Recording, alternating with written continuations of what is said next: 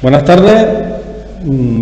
Estamos en la sesión sobre agricultura multifuncional, en concreto en lo que es el turismo sostenible. Nos acompaña Juan Luis Font, que es doctor en biología, tiene además un máster en medio ambiente por la Universidad de Canarias y, en fin, que es un gran experto en el tema que nos trae hoy a colación. Trabaja como dinamizador del medio ambiente en el Ayuntamiento de Posada y es, pues, bueno, un experto en lo que nos hace. Cuando quiera. Y muchas gracias por estar con nosotros. Gracias a vosotros primero por invitarme y, bueno, y enhorabuena por este gran proyecto que estáis llevando a cabo de manera colaborativa con otros centros de otros países, ¿no? Enhorabuena a todos, ¿no? Bueno, pues como veis, el tema de hoy es el tema del turismo sostenible y ante todo primero me voy a presentar. Como ha dicho el compañero Miguel Ángel, soy doctor en biología, mi vocación es la biología, pero mi otra gran pasión es el turismo. Y bueno, pasó una cosa que hemos vivido todos, desgraciadamente, ¿no? En estos últimos años, como ha sido la pandemia, pero en ese tiempo pues también nos ha permitido hacer algunas cosas, el tiempo que hemos estado encerrados, ¿no? Pues nos ha permitido hacer algunas cosas que por la vida cotidiana que tenemos tan deprisa y corriendo, pues muchas veces no nos paramos a hacer a lo mejor algunas cosas que nos gustan, ¿no? Que después pueden derivar en proyectos muy interesantes, ¿no? Bueno, una cosa parecida me pasó a mí porque tenía un interés en realizar un blog y nunca tenía tiempo y siempre tampoco tenía experiencia y bueno, ese parón de la vida que tuvimos, ¿no? A nivel profesional, pues me permitió pues iniciar y vincular mis dos grandes pasiones, que son la biología y el turismo. Entonces, ¿cómo se conjugaron? Pues a través del turismo sostenible, ¿no? Y eso es lo que venimos a ver hoy, el turismo y la agricultura multifuncional. Bueno, pues surge, os digo, en septiembre de 2021 surge la idea de hacer el blog que se llama Hive Tourism. ¿Y por qué Hive Tourism? Esa palabra no existe como tal, pero sí existen unas dos palabras en inglés que la conforman. Hive, que es colmena, y tourism, que es turismo. ¿Y por qué colmena? Pues porque con este proyecto lo que hemos intentado realizar una especie de comparación entre lo que supone una colmena en el ecosistema y lo que puede suponer este proyecto en la sociedad. Una colmena, como sabéis, pues da un beneficio, aporta un beneficio a la propia comunidad de abejas, pero además también aporta un beneficio al ecosistema en el que está esa colmena, evidentemente. Pues de la misma manera, este proyecto, Hive Tourism, lo que pretende es que la comunidad que forma parte del proyecto, pues nos ayudemos unos a otros y aprendamos unos de otros, intercambiemos experiencias y al mismo tiempo la ventana hacia el mundo del proyecto es el blog y las redes sociales asociadas a dicho blog, ¿no? En ese sentido, pues también nos ayudamos entre nosotros mismos, pero también todos esos conocimientos científicos, experienciales que tienen cada una de las personas que intervenimos y a través de las diferentes modalidades, como después comentaré, pues ese conocimiento y esa experiencia están en esa pantalla, en ese escaparate virtual a beneficio de todo el mundo. Se puede acceder, ahora veremos la dirección, y se puede acceder a todos esos contenidos de forma libre y gratuita, ¿no?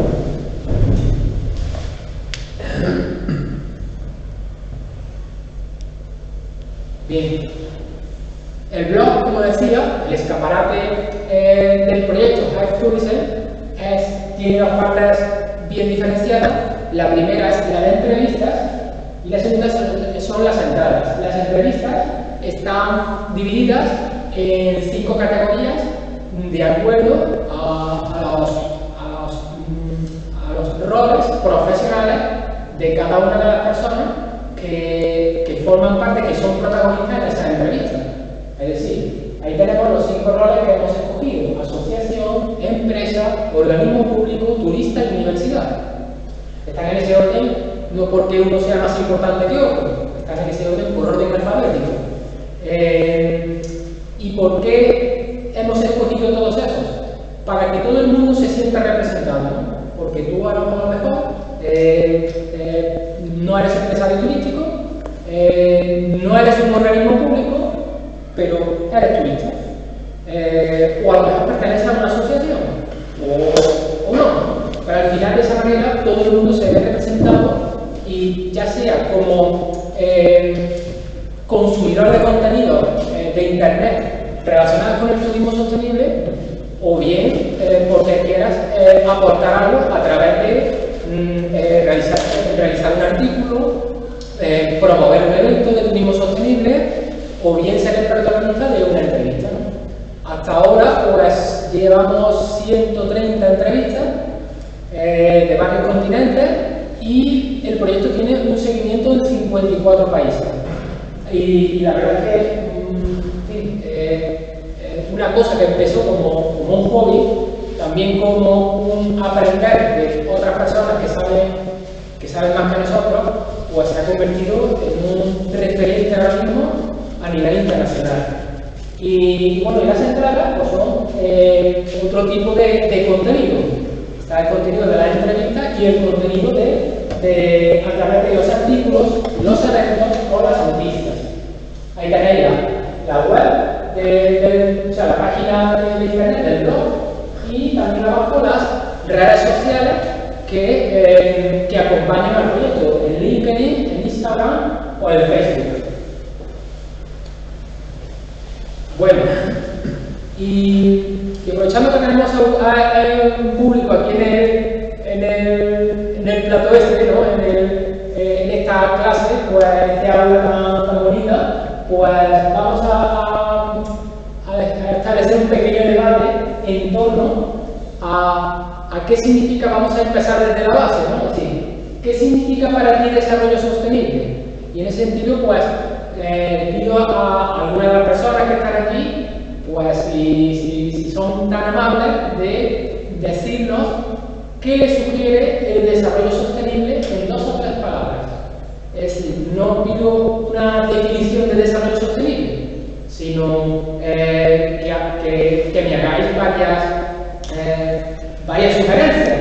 Es decir, yo si queréis puedo hacer una, pero me gustaría que pensáis, también los que nos pueden estar escuchando a distancia, que penséis por un momento qué os sugiere el desarrollo sostenible. ¿Qué es para ti el desarrollo sostenible?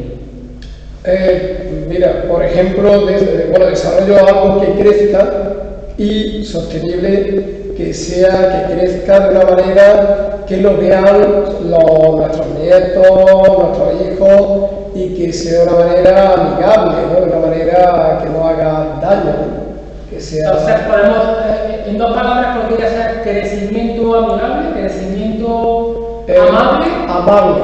Crecimiento amable, ¿lo ponemos así? Vale, pues vamos a... Juan Luis, Sí. corre un poquito la pantalla si quieres. Ya, ¿Sí? ¿Está bien? ahí está, fenómeno. ¿Sí? ¿Está bien? Sí. Gracias.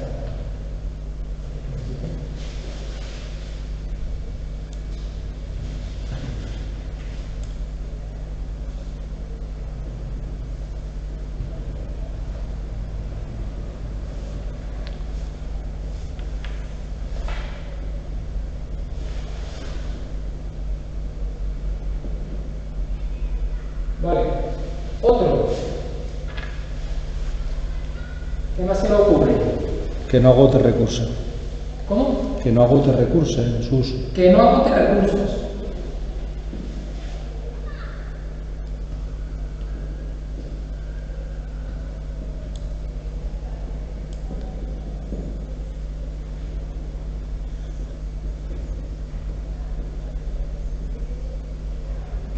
Vamos a poner un tercero, ya que trae un número más bonito.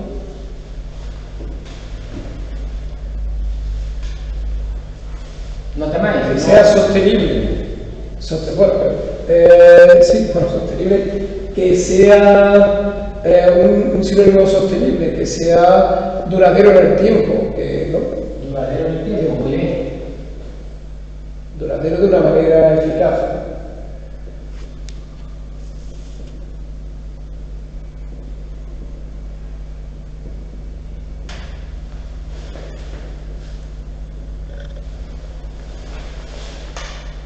Muy bien. De acuerdo. Pues vamos a ver. Gracias por vuestra participación. Y bueno, una de las definiciones, más o menos, lo habéis cuadrado. ¿Qué significa desarrollo sostenible? Es aquel que satisface las necesidades actuales sin poner en riesgo las de las generaciones venideras. Es decir, no agota los recursos, satisface las necesidades, pero teniendo en cuenta que los que vengan después también tienen que tener esos recursos a su disposición, ¿no? Y que sea duradero en el tiempo y un crecimiento amable, digamos solidario, ¿no? Más o menos. Ahí tenéis un esquema de lo que podría ser la sostenibilidad o sustentabilidad, como se habla en América, ¿no? Pero al final es lo mismo, ¿no?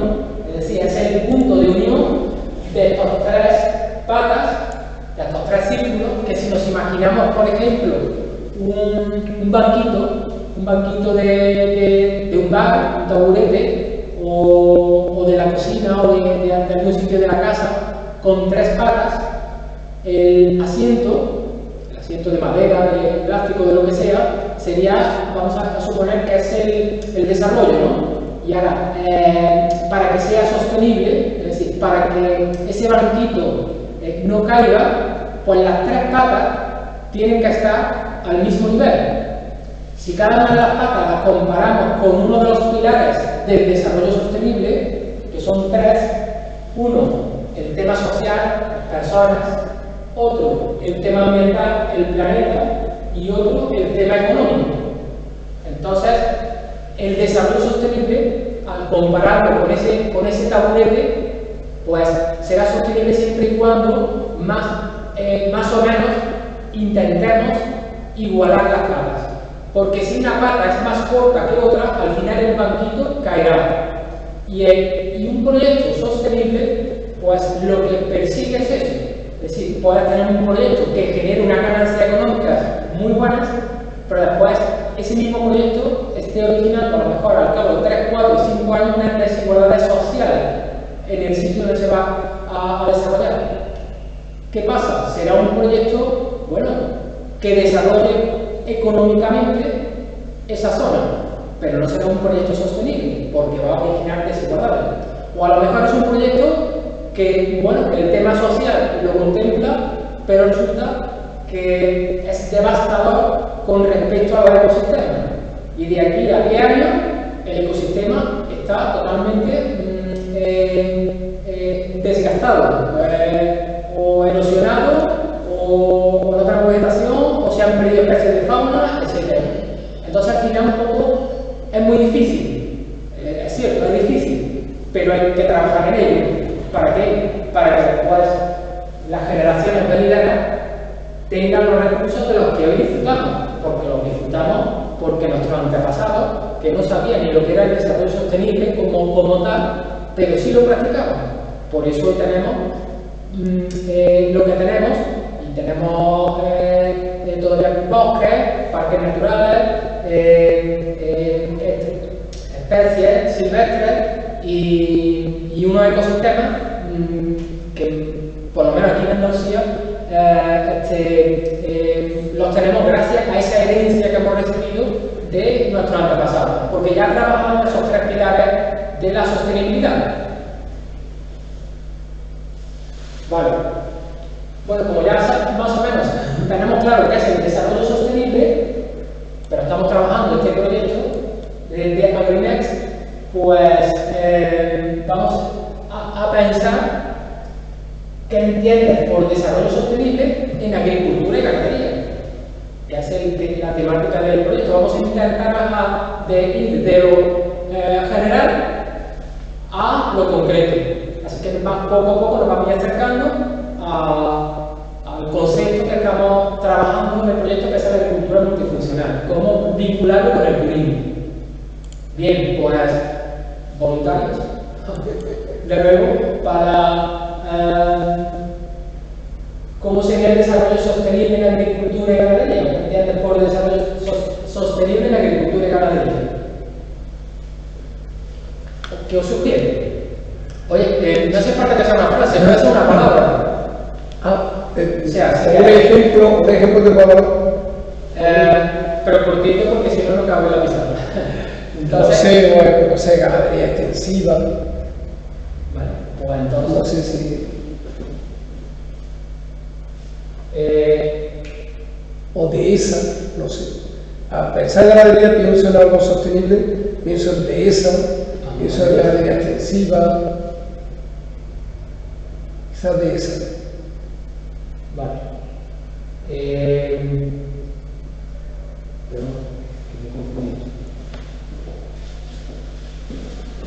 ¿Puedes explicar brevemente al resto de compañeros y compañeras qué es la dehesa? Porque aquí lo conocemos en Córdoba, pero a lo mejor otra persona que me esté escuchando en otro sitio, a lo mejor no sabe qué es una dehesa. Una dehesa es un bosque aclarado en el que conviven la agricultura, o sea, hay zonas donde se siembran y existen árboles, estamos aclarados, un marco de plantación separado, pero que hay árboles allí, podados de una manera particular, que tenga muchas copas, que dé mucha bellota, y luego también, pues, eso convive también ganadería, puede haber debajo, puede haber prado, y también de esa sea de alguna especie que tenga aprovechamiento, por ejemplo el alcornoque, pues se saca también el corcho, o sea, es algo que da riqueza, como antes has dicho tú, y es sostenible, muy sostenible, porque es antiguo y yo creo que si lo hacemos bien durará todavía muchísimos años más, ¿no? Muy bien. No sé, como ejemplo, ¿no? de ganadería, ¿no? Muy bien. ¿Qué más os sugiere el desarrollo sostenible aplicado en la agricultura y la ganadería? ¿O qué puede suponer un proyecto para el territorio de agricultura y ganadería sostenible? Que no lo tenga otro territorio que no está practicando esas técnicas, ¿no? Las sinergias que se pueden entrelazar entre la agricultura, la ganadería y los entornos rurales, la población en los entornos rurales. O sea, la palabra sería conexión o alianzas, ¿no? Sí. Entre, o sea, digamos que el cultivo no funciona como un ente aislado, sino que está interconectado o la explotación ganadera con el territorio. Exacto. Entonces ahora ponemos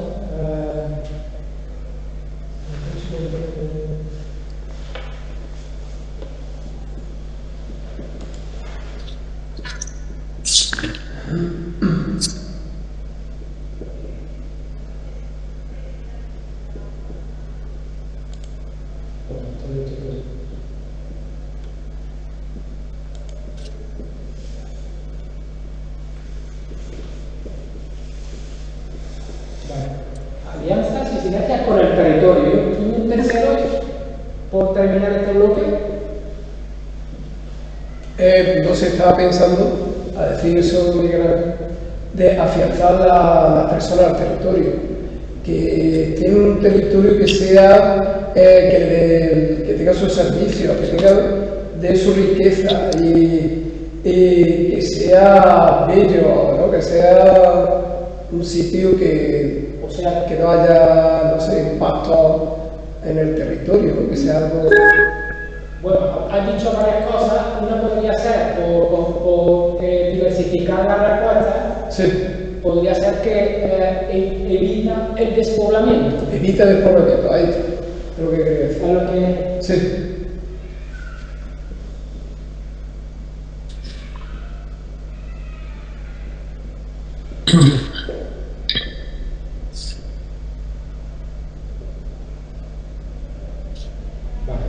Muy bien, muchas gracias de nuevo. Y seguimos. Bueno, ya habéis dicho, la siguiente pregunta es: ¿qué prácticas agrícolas y ganaderas consideras sostenibles? Ya habéis dicho algunas. Por ejemplo, ABS. Hombre, sin ir más lejos, utilizar, por ejemplo, bueno, están agrícola y ganadera, utilizar rotaciones de cultivo que alternen leguminosas con otras familias o especies, de tal manera que no se necesiten tanto insumos de fertilización, por ejemplo. Vale, entonces rotación de cultivo sería, por ejemplo. Sí.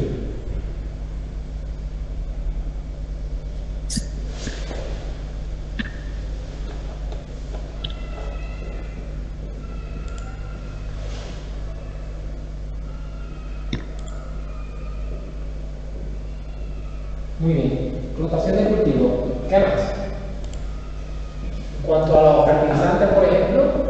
Evita utilizar menos fertilizantes, evita la contaminación de la agua, ¿no?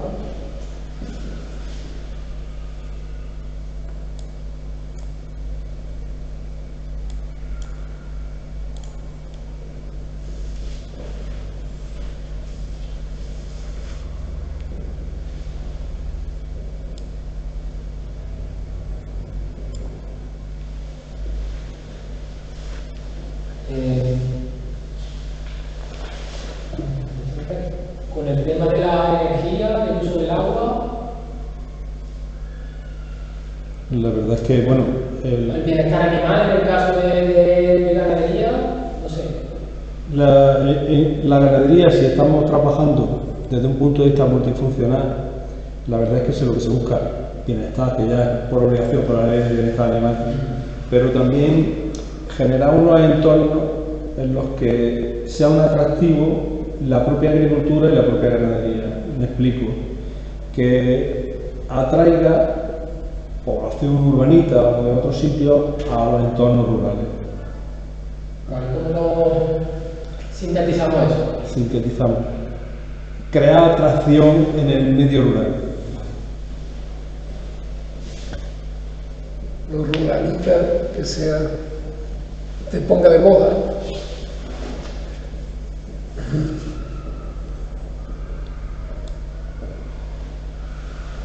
Con respecto a la cultura del medio rural, sí, esas prácticas agrícolas y ganaderas sostenibles, ¿qué influencia pueden tener en la cultura de los pueblos? Hay tradiciones que se han mantenido porque era sostenible, ¿no? No solamente porque era una tradición, sino porque era sostenible. No sé qué decirte. Antiguamente la matanza de cerdo y hacer elaborar embutidos y demás, ¿no? No sé, Sí, o por ejemplo, oficios tradicionales. Oficios tradicionales. Se mantienen todavía gracias a esas prácticas, digamos, sostenibles, como puede ser, por ejemplo, la saca del coche. Por ejemplo, claro. Que además también se está utilizando para el turismo. Ya lo veremos después.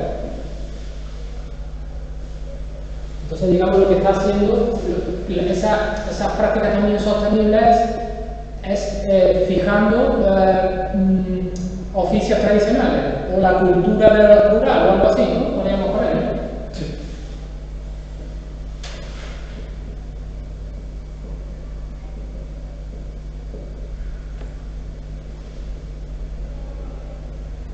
Cultura local.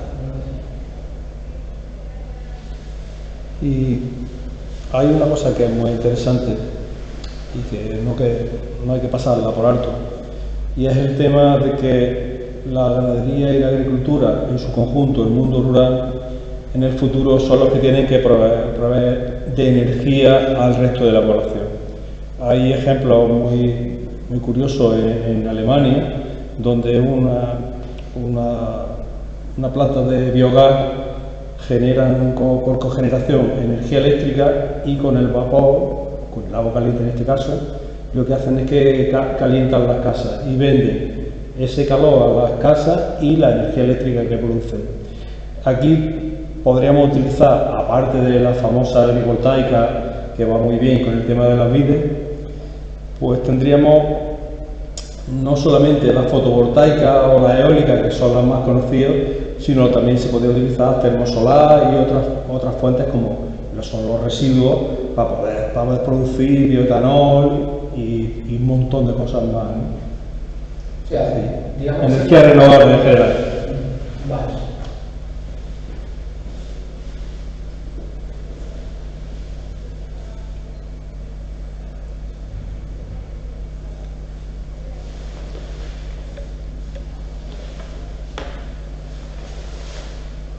En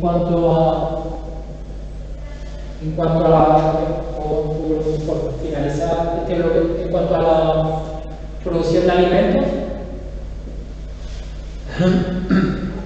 o la calidad del alimento, se habla mucho de kilómetro cero, ¿no?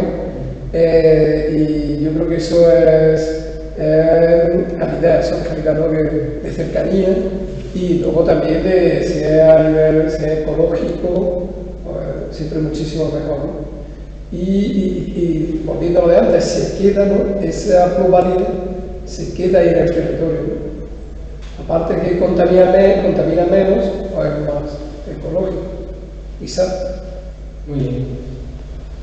De acuerdo, pues seguimos.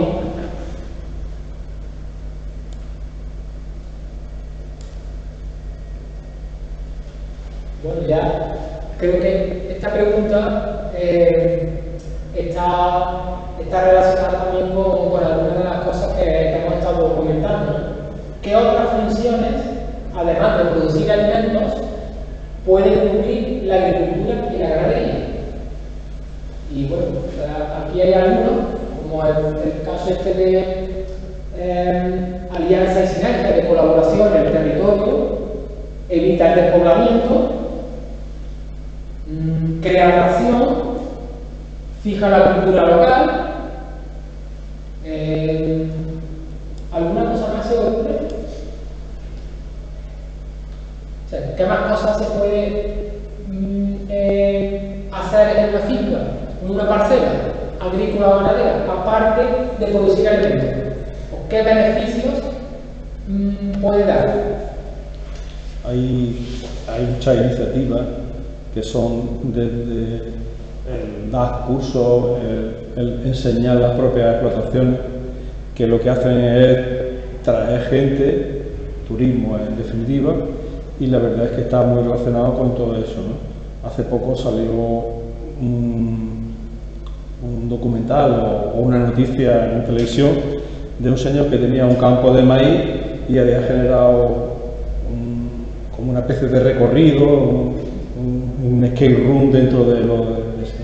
Entonces hay muchas iniciativas que se pueden hacer, desde paseo a caballo, trekking, ruta, e incluso bueno, pues, demostraciones, por ejemplo, de cómo se produce la miel y degustaciones, por supuesto. Es decir, que no solamente que todo lo relacionado con el agroturismo, el gastroturismo y el enoturismo también. Sí, al final lo que está comentando es que además de producir alimentos, en una parcela agrícola o ganadera se puede hacer educación, formación, investigación y turismo. Más o menos lo que estáis comentando, ¿no? Sí. Aparte de, bueno, de beneficios, digamos, el tema de la agricultura y ganadería sostenibles, que puede generar en el territorio, en la propia parcela y en el entorno, como es la fijación del suelo,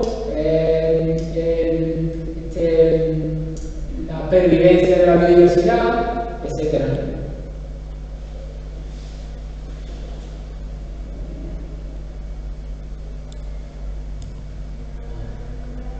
Bueno, pues ya hemos hablado de desarrollo sostenible y de ganadería y agricultura sostenible y de las funciones, pues ya podemos definir, aunque sé que lo tenéis presente, pero bueno, recordar qué es la agricultura multifuncional, que es aquella que además de producir alimentos, como hemos dicho anteriormente, genera servicios ambientales, educación, cultura y turismo.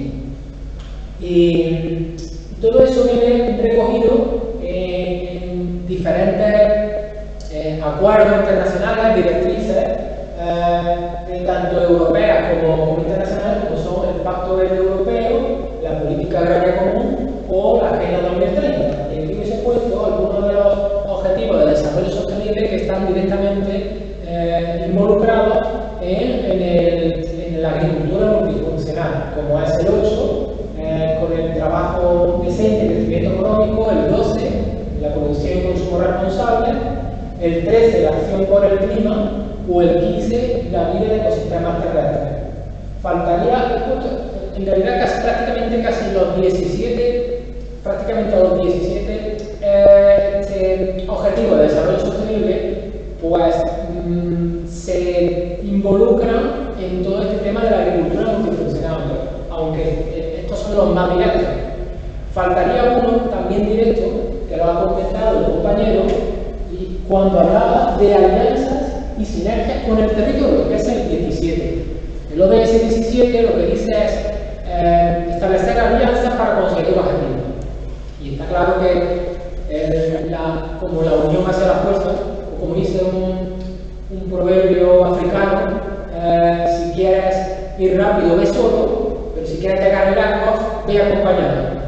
Y en este sentido de la sostenibilidad es muy importante ir acompañado y establecer sinergias entre todos los actores del territorio, ya no solamente agricultores y ganaderos, sino los propios vecinos de las zonas rurales, la administración local, las asociaciones, los centros educativos, la universidad. Bueno, me consta que evidentemente este proyecto tiene mucho que ver con el ODS 17 de alianza, ¿no?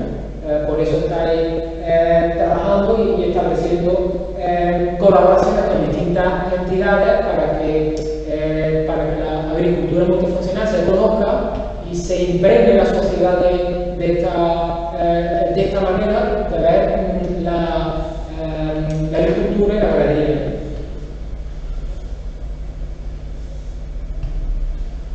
Bueno, tenéis una foto de un burro real, que es uno de los animales más bellos que tenemos por aquí, entre otros, muchos, ¿no?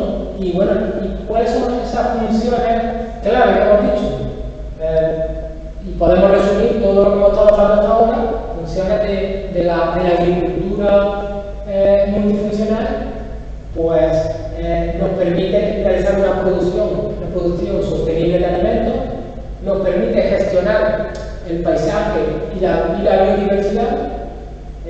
También podemos hacer educación ambiental y agroecológica, y también se permite, pues, y busca esas otras ofertas complementarias que ayuden también a las rentas agrarias y ganaderas, que son las principales, ¿no? Pero esas otras experiencias, como puede ser el turismo rural o la experiencia recreativa que decía también el compañero.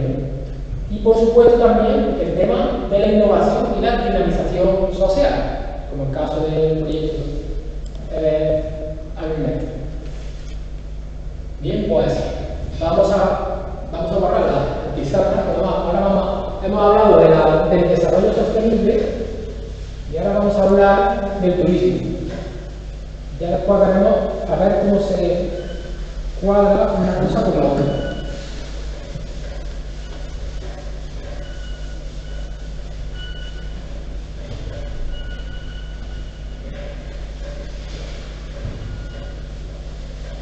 Y pensando aquí el público, pues que es para ti el turismo. Porque recordemos que, aunque habíamos dicho antes los roles principales del turismo, pero al final todos somos turistas.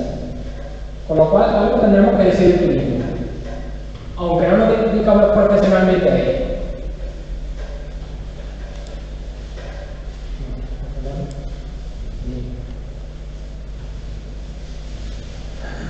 Lo mismo, dos o tres palabras para definir qué es el turismo o qué te sugiere el turismo. Movimiento de personas, pero con un fin lúdico, no con un fin profesional o económico.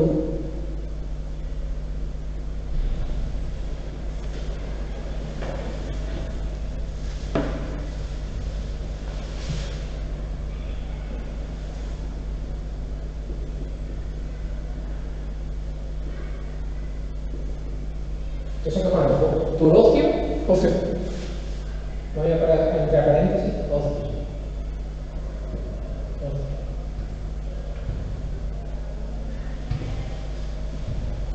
¿Algo más? ¿Qué os sugiere más también el turismo? Descanso activo. Descanso activo.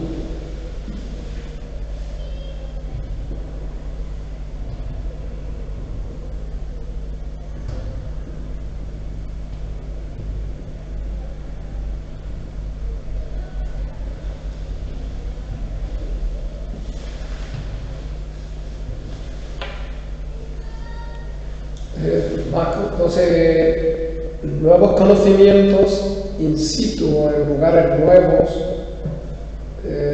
descubrir cosas en lugares nuevos.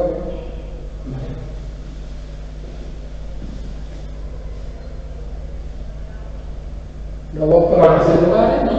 O descubrimiento. descubrimiento de nuevos lugares para la persona que se ha movido, ¿no? Que ha viajado.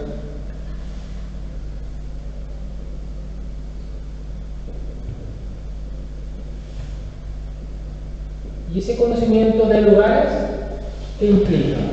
Conocer conocer solamente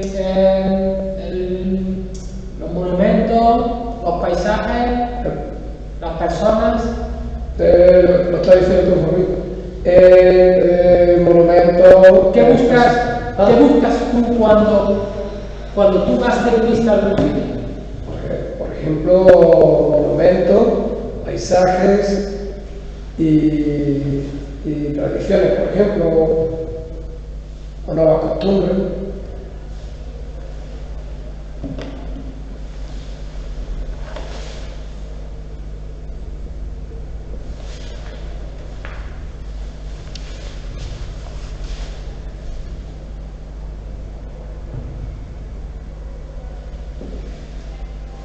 Digamos que buscas dos tipos de patrimonio. El patrimonio inmaterial, que serían las costumbres, en las que estaría, por ejemplo, pues desde la gastronomía hasta las fiestas, el folclore, la artesanía, todo eso sería el patrimonio inmaterial. Y después el patrimonio material, que serían pues tanto los monumentos como el patrimonio también natural, los paisajes, la biodiversidad, la flora, la fauna, todo eso, ¿no? Eso es lo que busca la mayoría de los turistas, ¿no? ¿Alguna cosa más? Un poco el disfrute de los sentidos en el contexto de gastroturismo, enoturismo, y no solo eso, sino también cuando tú vas a todos estos sitios, lo que vas es buscando un poco de paz, recreo, tranquilidad, es decir, una recarga sensorial.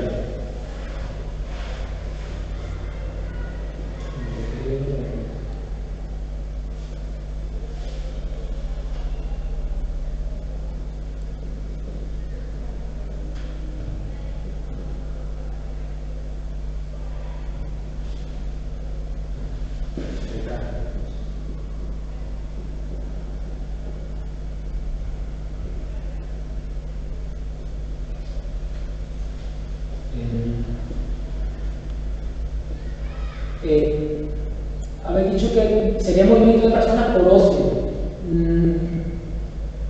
Y un turismo, y has comentado, quizá el turismo profesional o para temas profesionales no sería turismo.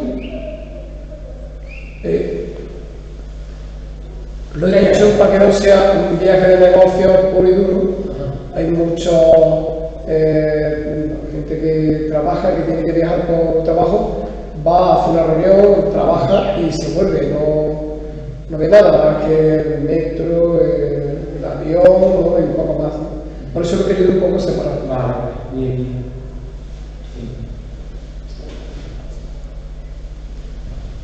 Bien, pues ahora, igual que antes, ¿qué es el turismo sostenible? Teniendo en cuenta que ya habíamos hablado del desarrollo sostenible hace un rato. ¿Qué sería el turismo sostenible para vosotros? No que penséis en definiciones. Yo más bien lo podría al contrario. Hace 20, 30 años te ibas a zonas que eran muy atractivas en cuanto al entorno, y me refiero por ejemplo a las zonas del Cantábrico, en el que, bueno, pues eran un entorno privilegiado, pero hoy día llega allí y está masificado. Es decir, lo que antes era pura belleza, ahora es pura gente haciendo actividades, sí, que no lo niego, pero el turismo de masa es todo lo contrario al turismo sostenible, es decir, no turismo de masa.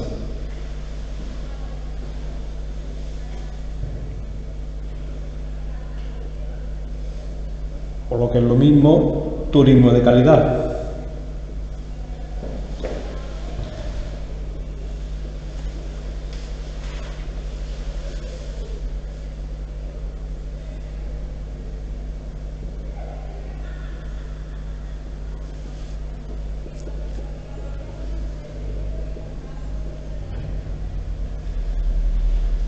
Muy bien. Porque, entre otras cosas, el turismo de masa, ¿cuál es, digamos, la repercusión del turismo de masa en un destino turístico? O sea, esa percepción que tú tenías hace 20 años cuando viajabas a esos destinos que se podían disfrutar de los sentidos, como has dicho antes, que tenías una tranquilidad, ese, digamos, el turismo de masa acaba con eso, evidentemente, y ya genera otros problemas, como puede ser falta de recursos, falta de agua, basura, agotamiento de recursos. Luego un factor gentrificación, creo que se dice, ¿no? Que no hay mucha gente ahí, ¿no? Eso da un impacto psicológico, no te deja disfrutar, ¿no? Claro. Porque no ves movimiento, ves personas, ¿no? Sí, exactamente. Y rápido, corre. Sí, aparte de otros problemas que genera en la población local, no es solamente que el turista que va no puede disfrutar, sino que la población local sufre otros efectos, porque claro, cuando el turista se va, si hay una masificación, pues en esa masificación hay de todo, hay personas respetuosas con el destino y otras que no lo son. Y al final, el habitante del destino se hereda, entre comillas, del turista no respetuoso, evidentemente. Hereda basuras, residuos, también ruidos, y en el caso de que estemos hablando de un paisaje o lo que sea, pues otros temas como pueden ser de erosión, por el paso de vehículos por zonas naturales, pérdida de biodiversidad, etcétera, etcétera. O sea, que el turismo de masa es un problema bastante importante, y es un problema para el propio turista, pero también para el destino.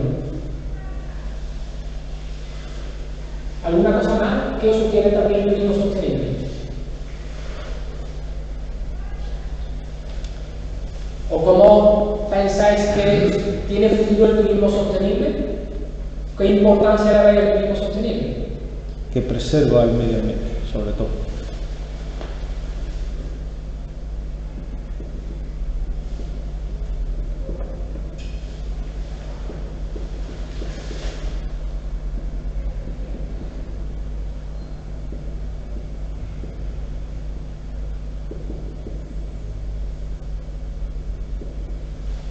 Preserva el medio ambiente y además también, ¿os acordáis de la comparativa que hacía al principio de un banquillo con 3 patas que tenía 3 pilares? El desarrollo sostenible tiene 3 pilares: el ambiental, el social y el económico. Es decir, preserva el medio ambiente y después también intenta cuidar en la medida de lo posible las personas no solamente a las personas del destino, sino a las personas que trabajan en el destino, las personas que están trabajando en las empresas turísticas y también a la población. Es decir, por eso el turismo sostenible muchas veces lo que intenta es ver lo que se ha hecho siempre digamos, en el territorio, evidentemente con innovaciones, ¿no? Pero fijar esa cultura para que no vengan, digamos, para que no se vengan por el actor de copia y pega. O sea, un proyecto que funciona muy bien, no sé, en Estados Unidos, en Argentina o en Japón, pues traerlo a lo mejor a Andalucía o a otro sitio, porque funcione muy bien, al final lo que está, digamos, es eliminando la cultura de ese sitio. Entonces, el turismo sostenible lo que intenta es preservar la cultura para, de alguna manera, ofrecérsela al turista y el turista disfrute en ese sentido. No se trata de copiar lo que se hace por ahí, sino de sentirse orgullosos los territorios rurales de su propia cultura y su propia idiosincrasia.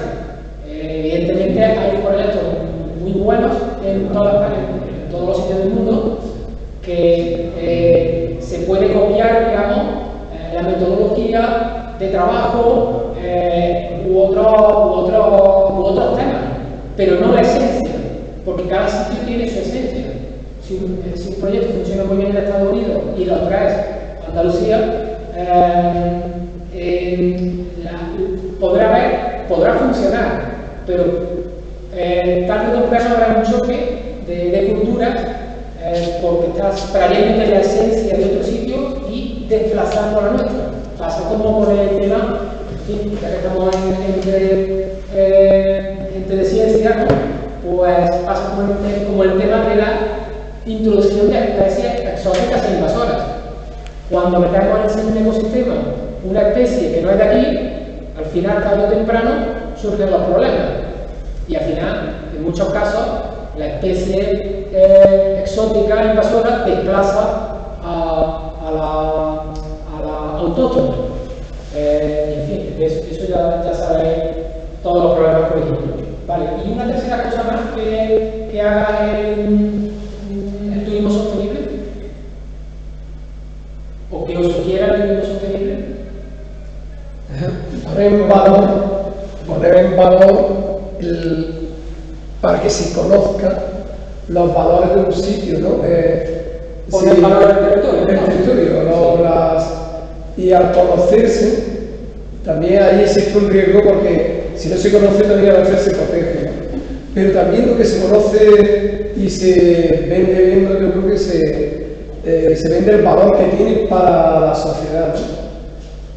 Yo creo que... Sí, ahora después vamos a ver algunos ejemplos, algunos casos de éxito de aquí de la provincia de Córdoba, para que veáis también y las personas que están escuchando la importancia de recuperar esa esencia que a lo mejor muchas veces, como estamos acostumbrados a verla y a relacionarnos con ella, pensamos que a un turista no le puede interesar. Nada más lejos de la realidad. Como tú bien decías al principio, con el tema de un ejemplo de agricultura y ganadería sostenible, la dehesa estamos acostumbrados a verla, a vivirla, pensamos que, ¿y aquí va a venir a ver esto? Claro que viene, porque al final estamos, es decir, tú irías a la tundra, a una selva amazónica o a un casquete polar, te llama mucho la atención. ¿Por qué? Porque no es tu cotidianidad, no es lo que tú estás acostumbrado. Pues como de esas no hay en todas partes del mundo, ni siquiera en todas las partes de España, pues cualquier persona que no se haya, digamos, criado en una de esas, le va a llamar la atención. Y lo que tenemos que hacer es trabajar todos esos valores que tiene nuestro entorno para ponerlo al servicio digamos, del turista, de una manera sostenible, evidentemente. Bueno, Esto ya es una definición ya más, digamos, más elaborada, ¿no? Pero que recoge lo que habéis dicho. Y esta definición de la Organización Mundial del Turismo, ¿no? Que dice, ¿qué es el turismo sostenible? Aquel que considera plenamente sus impactos, tanto los actuales como los futuros, los económicos, los sociales, los ambientales, que es lo que hemos dicho de los tres pilares, atendiendo a las necesidades de visitantes, de la propia industria turística, del entorno y de las comunidades anfitrionas. Es decir, porque un proyecto turístico funcionará en el tiempo si la gente de ese territorio lo acepta y ayuda y lo promociona, aunque no estén directamente implicados porque estén empleados en ese proyecto o en esa empresa. Si el pueblo donde está ese proyecto turístico se siente identificado en su mayoría con ese proyecto, pues pervivirá en el tiempo. Porque al final se establecerán también sinergias, no será un proyecto aislado como una isla dentro del territorio rural, sino que al final establecerán sinergias pues, con los centros educativos, con otras empresas agrícolas o ganaderas o de servicios, etc. La gente al final se siente orgulloso, se sentirá orgullosa de ese proyecto que está funcionando, que atrae turistas y que atrae riqueza al pueblo.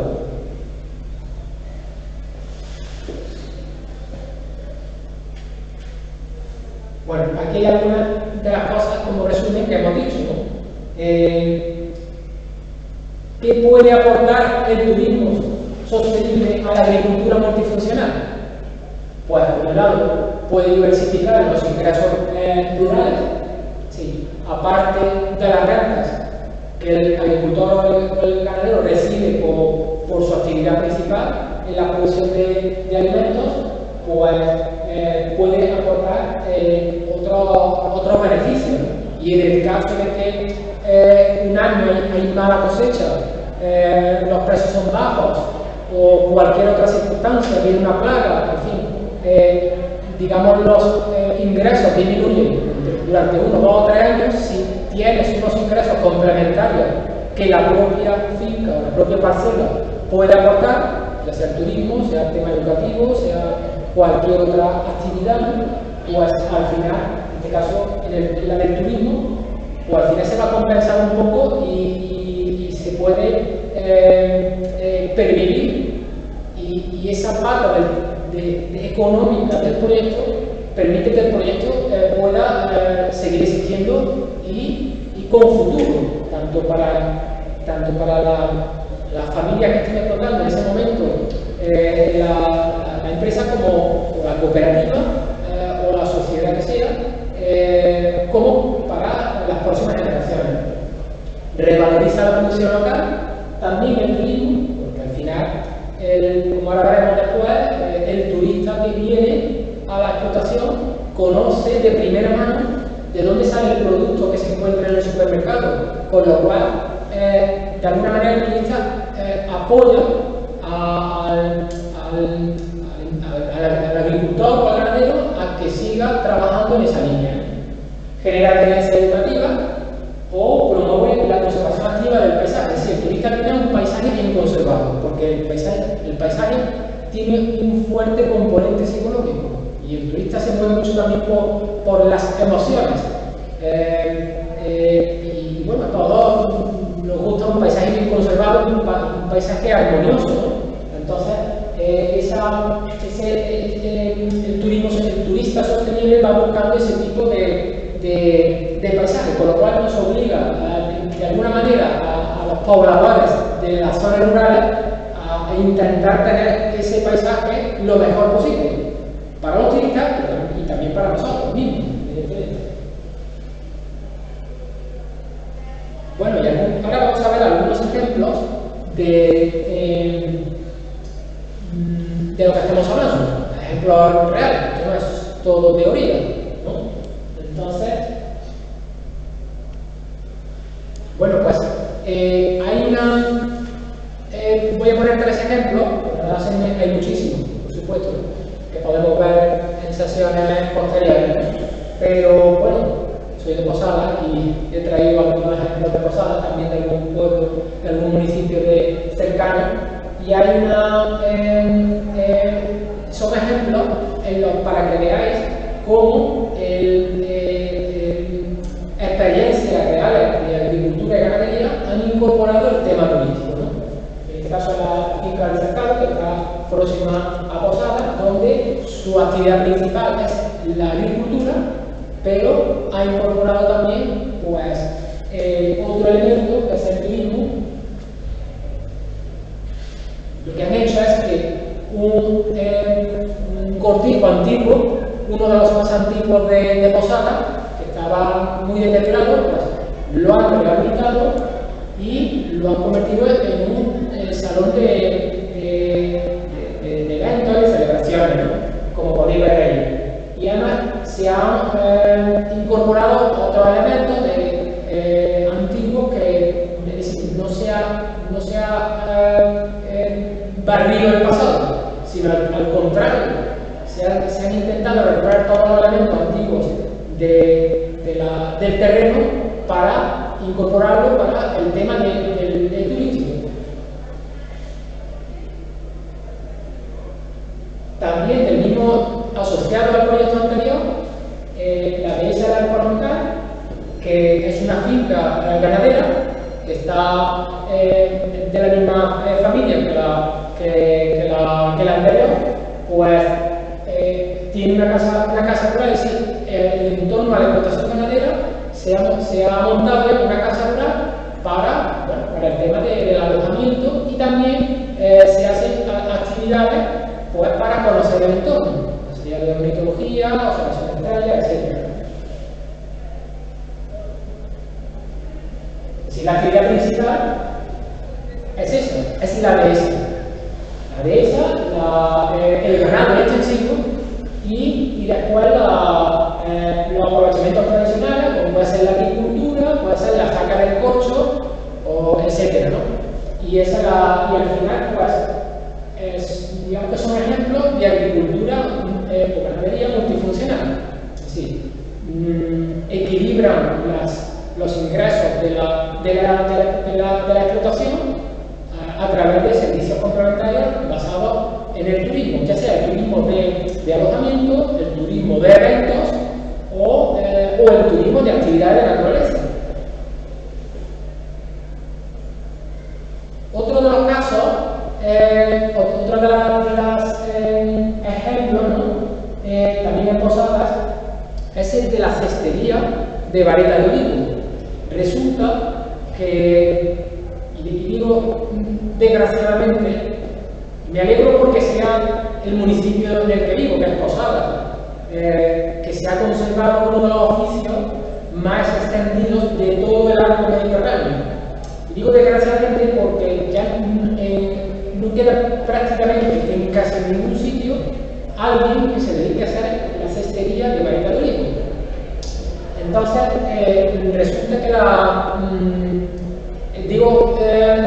muy extendido en todo el arco mediterráneo donde existía el olivo, antes de la aparición de los envases de plástico. Es decir, esto, en todos los pueblos, o había alguien, o en el pueblo de al lado, que se dedicaba a utilizar las ramas de los olivos después de la poda para realizar objetos recipientes elaborados con vareta de olivo. Hay un proyecto en Posadas en el cual se ha creado una alianza, como decía antes el compañero, de las alianzas que se establecen a través del desarrollo sostenible. Se crea una alianza entre un grupo de agricultores, de olivareros, que lo que hacen es que facilitan los restos de poda del olivar a esta asociación de recuperación de la cestería tradicional de vareta de olivo. ¿Qué es lo que suele ocurrir normalmente con los restos de poda del olivar? Que se queman. Hay gente que sí, que lo tritura, lo incorpora de nuevo al suelo, pero la mayoría lo que hace es quemarlo. ¿Qué pasa si se queman los restos de poda, en este caso del olivar o de cualquier? ¿Qué perjuicios provocan? Aumento del CO2, por ejemplo, ¿no? Humos. Exactamente, por un lado está la generación de CO2 a la atmósfera. Si por ejemplo las parcelas están cercanas a pueblos, hay molestias también en los vecinos. Y después también sabéis que los primeros 2 centímetros del suelo, que son los más fértiles, también se ven afectados a través de una quema. Entonces, pues,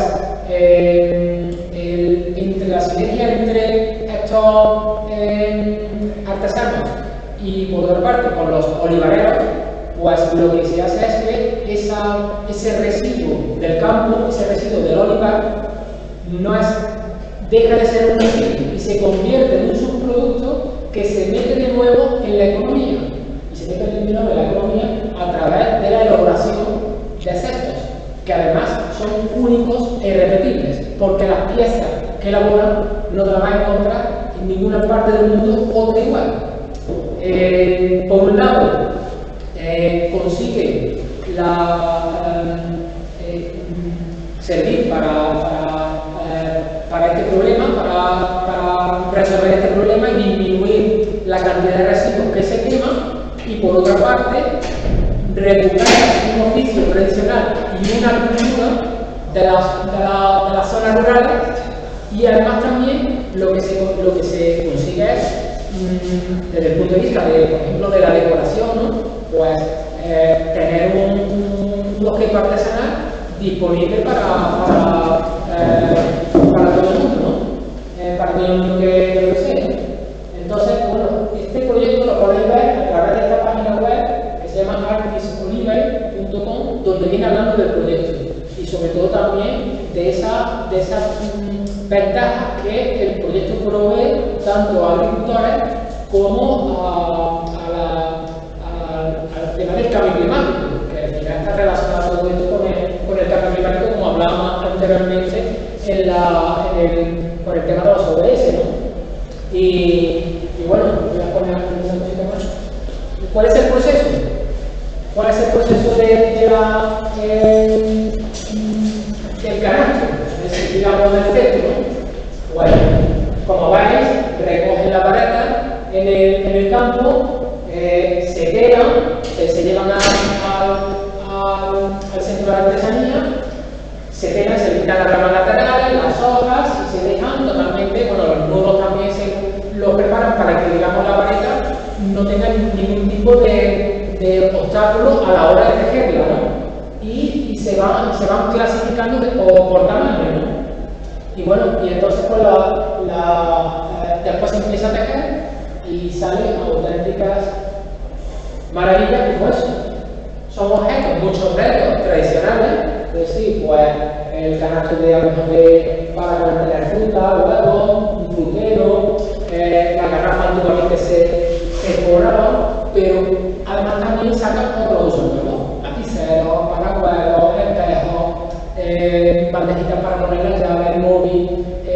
Al final están también innovando al mismo tiempo que siguen fijando esa cultura al territorio y además sacando, digamos, un beneficio económico, porque ya no solamente es que puedan vender los objetos, sino que también lo están incorporando a los circuitos turísticos de oleoturismo. Es decir, la experiencia de oleoturismo básica, pues era, desde hace unos años, como sabéis, es la visita al olivar, que alguien te explique el proceso del cultivo del olivo, ¿no? Y también hay visitas a las almazaras con cartas de aceite, ¿no? Entonces, una manera de complementar esa experiencia turística sostenible es con el tema de la artesanía de la cestería de Gareta Rodríguez. Entonces, también se hacen convenios con explotaciones también del territorio, y ellos van a hacer esas demostraciones, exhibiciones, usos también, tanto con escolares como con turistas. De hecho, aquí aparece también en televisión. Ahora lo vemos como raro, sí.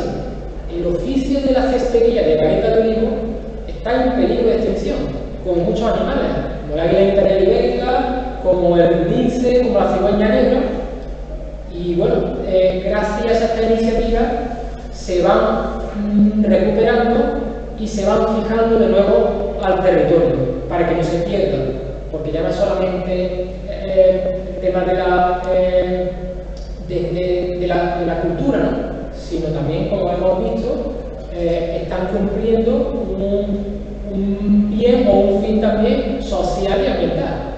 Y aparte tiene también su repercusión económica, ¿no? Al final también es una actividad sostenible, ¿no? Y vinculada al turismo. Otro sería el caso de, en Palma del Río, el caso de BioValle, que es una empresa que se dedica al tema de naranja ecológica. Tienen, digamos, la venta tradicional al grupo, tanto a otras organizaciones, a cooperativas, a centros de venta relacionados con la agricultura ecológica, a grupos de consumo, etc. Pero además han incorporado una de las, digamos, de las fortalezas también que tiene BioValle, es que han incorporado la recuperación, han recuperado una de las variedades tradicionales del Valle del Guadalquivir en el tema de la naranja, que es el naranjo cadenero.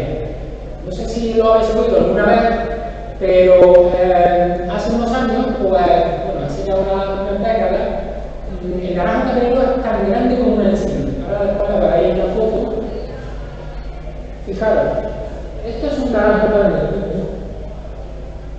Esto es un naranjo cadenero. Y fijaros, una persona adulta.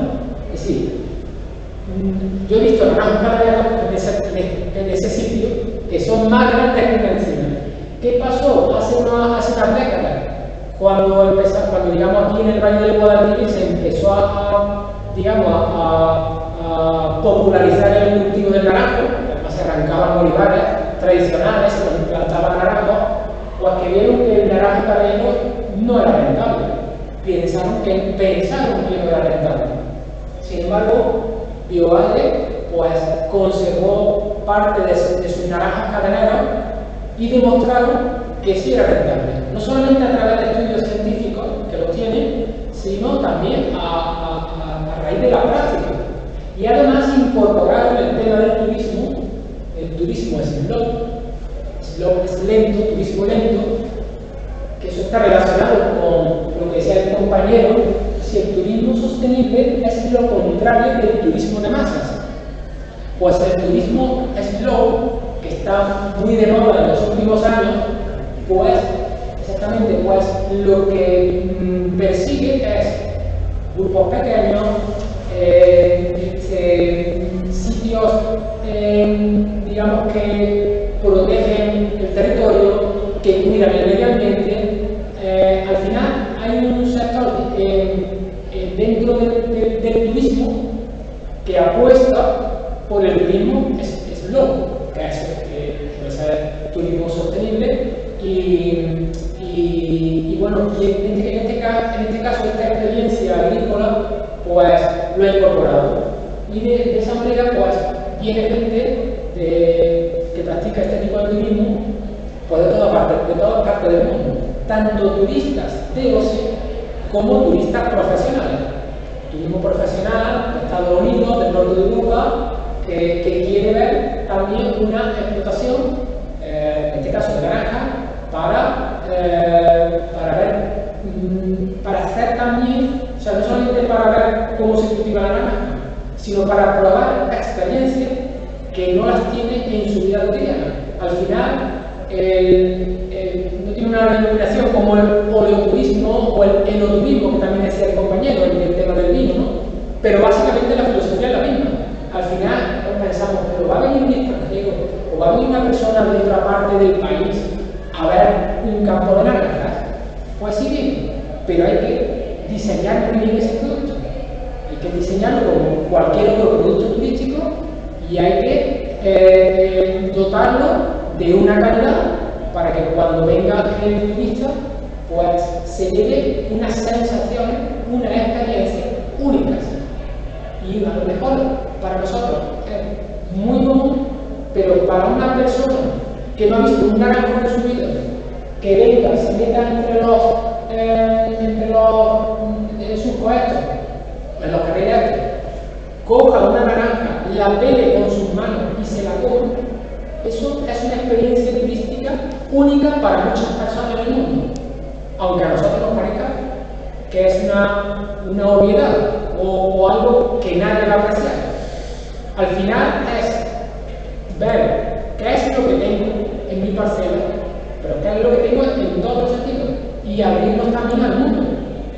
Sí, no es decir, yo es que no pagaría por ir a ver un campo de naranja, tú no, pero otras personas sí.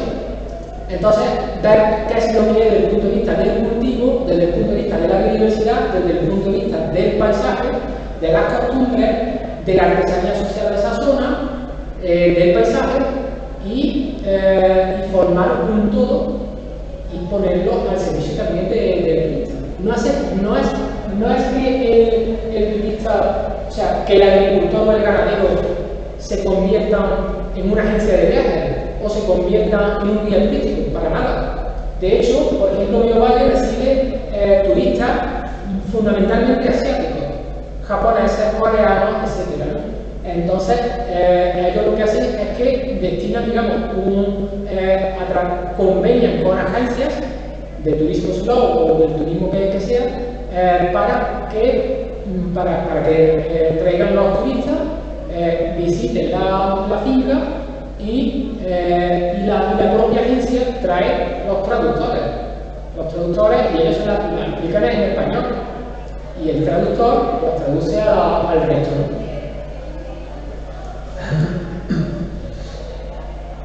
Aquí tenéis grupos asiáticos frente a una explicación en el campo, ¿no? O sea,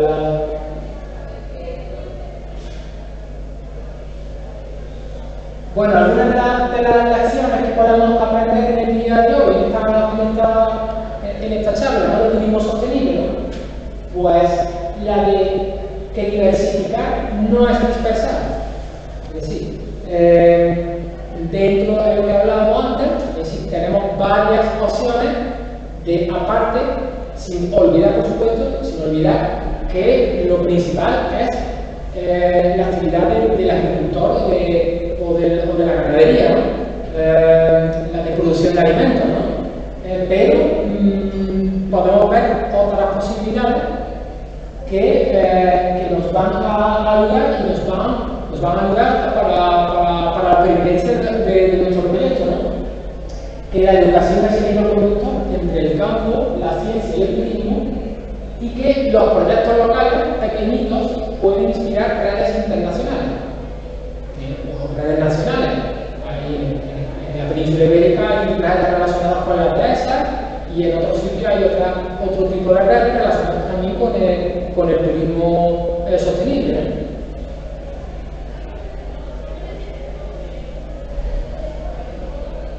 Bueno, pues os propongo una última pregunta y es que imaginemos por un momentito una finca o un paisaje de tu entorno y que pensemos qué función turística, educativa o ecológica podría incorporarse para hacerlo más multifuncional. Así que si queréis, podéis dar un ejemplo, alguien que dé un ejemplo de finca agrícola y otra persona que dé de finca ganadera, si la conocéis, y si no, pues si lo queréis hacer todo o mezclado, como queráis. Voy a borrar, mientras que lo pensáis, voy a borrar y ahora lo vamos poniendo aquí, ¿vale?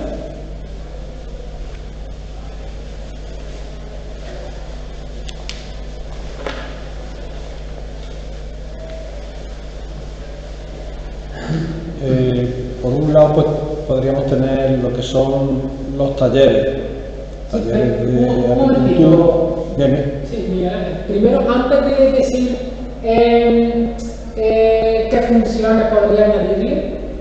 Descríbenos en qué tipo de explotación estás pensando, para que los demás lo puedan entender. A priori estaría pensando... Puede ser real o puede ser imaginaria. Imaginaria, en una ganadería, por ejemplo, de ganado vacuno extensivo. ¿Qué cosas puedo incorporar de una forma turística? Por ejemplo, ruta a caballo. En el caso de esa ganadería, pues haríamos ruta entre las vacas de la explotación y la explotación en sí. Rutas a caballo.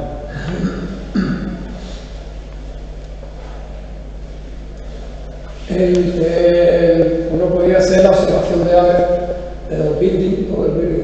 en, por ejemplo, una dehesa donde haya grulla o en un campo cereal. Vamos a ponerlo en dos bloques, que es una ganadería extensiva. Vale, Por ejemplo, sería de agricultura. agricultura, ¿no?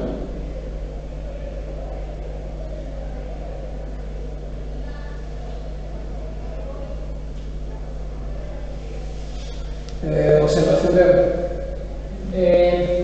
¿Quiere especificar algo más de qué tipo de, algún tipo de cultivo o...? Cereales, por ejemplo, cereales. Cereales, Sí.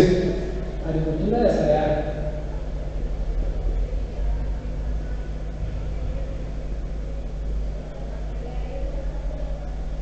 ¿Y me has dicho? Observación de aves cepáneas, por ejemplo, ¿no? De butarda, de...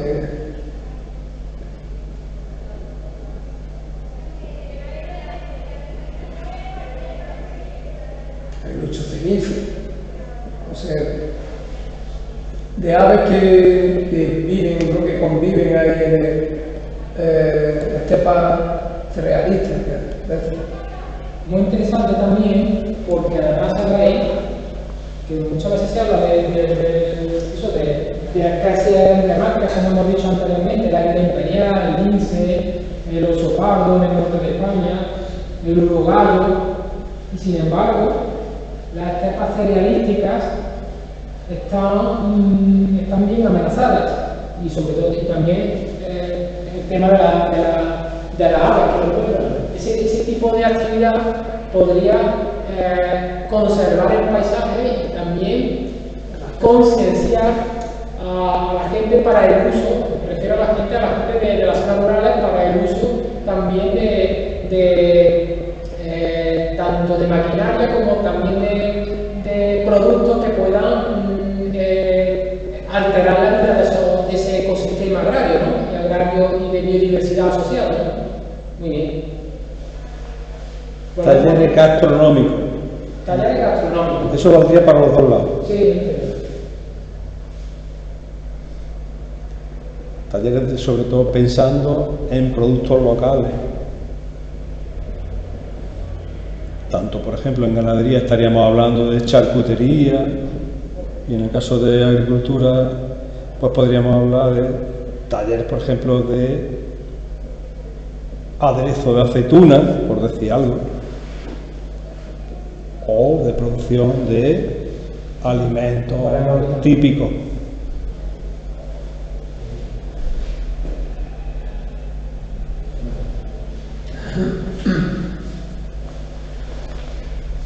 En la agricultura, poner en valor, por ejemplo, infraestructura en desuso, pues puede ser molinos, puede ser hornos, puede ser lo de las escaleras, puede ser, no sé, algo que esté... El patrimonio. Patrimonio. Puede estar mal del Patrimonio que esté en desuso ahora, pero que está asociado a la agricultura. En el pueblo de mi mujer, en Pedroche, hacen una feria de las costumbres y lo que hacen es una exhibición con caballos, una afición al caballo enorme, y sacan antiguos arados, romanos, trillos, y hace un pequeño sembrado y hace una selección. Y eso cada año ha ido a más, ¿eh? Y lo hacen, la verdad que lo hacen de una manera maravillosa, ¿eh? La gente que son más de ciudad, ¿no?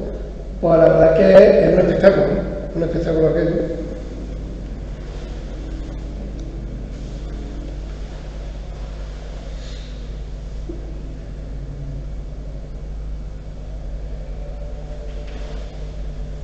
Sí, de hecho, por ejemplo, el tema lo has comentado anteriormente, el tema de la escalera, los hornos de cal, que se utilizaba prácticamente hasta, bueno, en el siglo XX todavía se utilizaba, hasta los años 60, más o menos 70, el tema de la cal elaborado de forma artesanal, ¿no?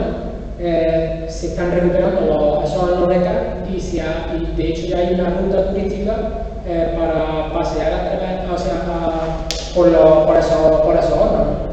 Porque la cal no solamente se utilizaba para blanquear los edificios, sino también para la agricultura, como desinfectante, los árboles frutales, o también como ligante, como si fuera el cemento en la construcción, porque el cemento se inventó a mitad del siglo 1864, creo, por ahí, en la segunda mitad del siglo XIX, pero antes no existía cemento y lo que se utilizaba era la cal, con otros elementos como la arena, la piedra, etc. En cuanto a la ganadería extensiva, y pensando un poco en la conservación del patrimonio histórico, como cañadas reales y todas estas cosas, está la realización de rutas de transhumancia, acompañando al ganado pues, en unas fincas de aprovechamiento de invierno, otoño y de primavera. Muy interesante. Sí.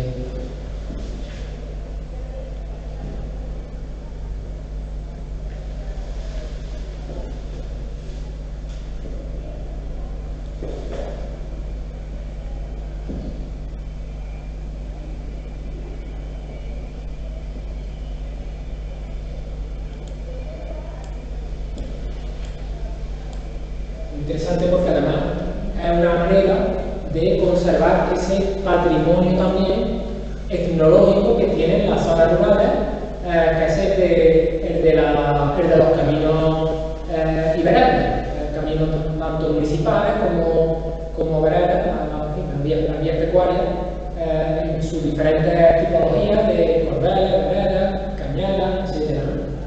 Y bueno, y hay una cultura muy importante ligada a eso, porque bueno, de hecho aquí en Andalucía, que además pasa por Córdoba, tenemos la cañada real soriana que unía el norte de España con el sur, a través de esos movimientos ganaderos durante siglos, ¿no? Y también pues, otros movimientos ganaderos más pequeños, con la transhumancia local, que unía pues, también esas zonas del valle con la sierra. Se me ocurre, no sé, oyéndote a ti, que yo creo que hay gente que estaría interesada en, por ejemplo, hacer el verdeo de la aceituna y ellos elaborar sus propias aceitunas para llevarse a casa. Las recogen, a lo mejor las rayan o las machacan, ¿no? Y la aliñan y se la llevan. O aprender el proceso, yo se lleva una muestra o algo, igual que, no sé, o hacer pan o no sé, cualquier cosa que no estás acostumbrado a comprar, ¿no? Te he oído yo a ti antes, a comprar, pero hacerlo a ellos no. O por ejemplo, sacar miel, castrar una palmera, ¿no? Eso, la verdad, es una experiencia impresionante, ¿no? Eso es lo que se está atendiendo actualmente no es solamente recuperar cosas que se han perdido, sino cosas que se hacen, darle el valor.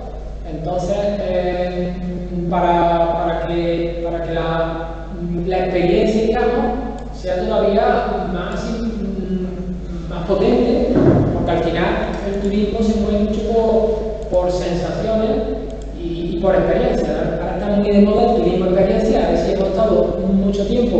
El tema del turismo rural empezó solamente con el tema del alojamiento y restauración, ¿no? Es decir, me vengo de una ciudad,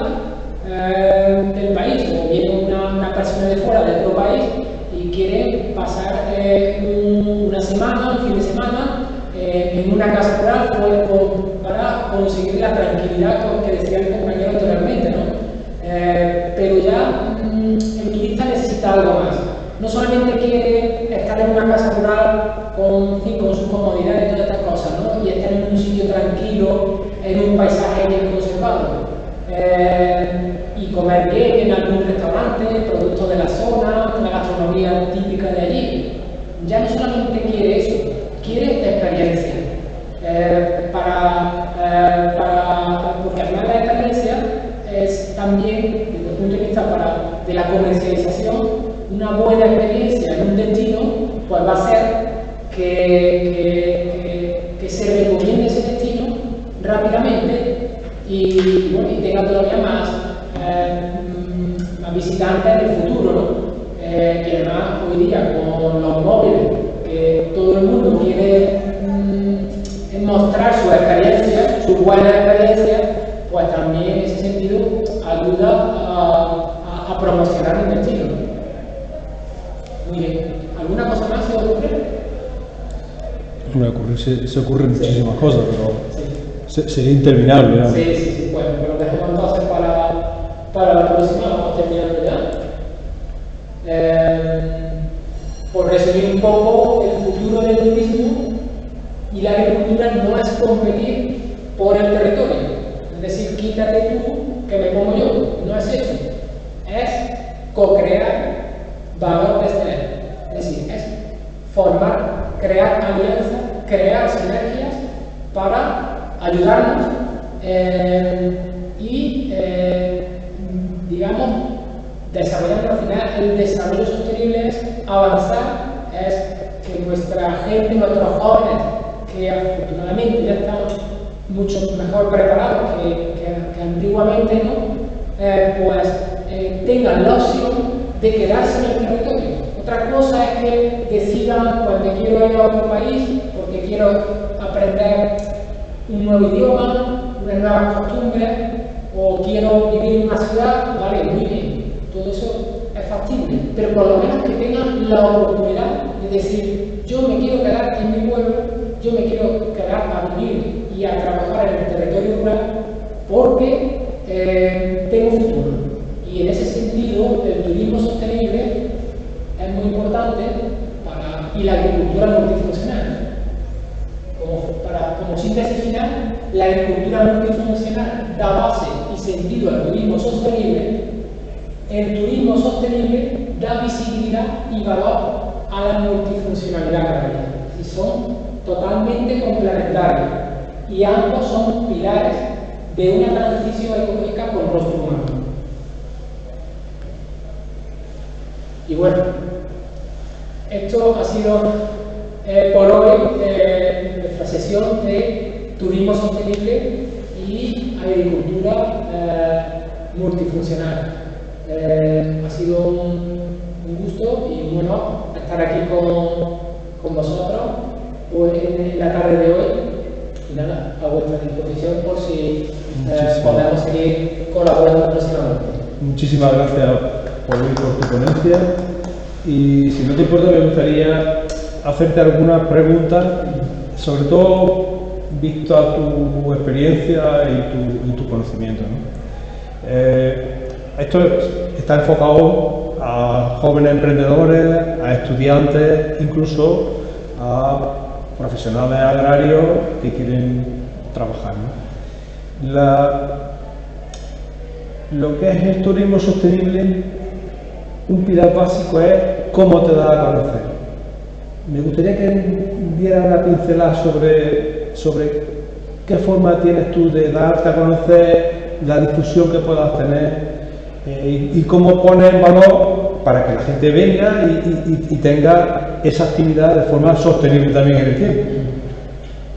Bien, pues como cualquier proyecto de emprendimiento, lo recomendable es planificar. Es decir, al final es como primero saber qué es lo que tengo, con qué medios cuento, cuáles son los objetivos, hacia dónde quiero llegar, y después establecer una línea estratégica y unas acciones para cada una de esas líneas. Al final, eso se traduce en un plan de empresa que muchas veces pues,